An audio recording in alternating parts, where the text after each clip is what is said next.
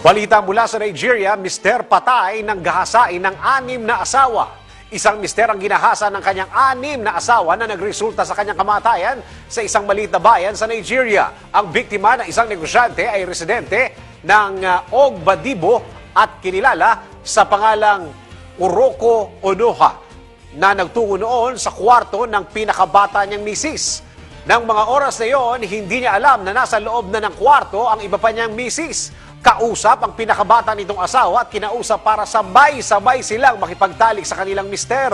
Ayon sa report ng Nigeria's Daily Post, suminto umano sa paghinga si Onoha at tumirik ang mga mata niya nang ang ikalimang asawa nito ang makipagtalik na sa kanya.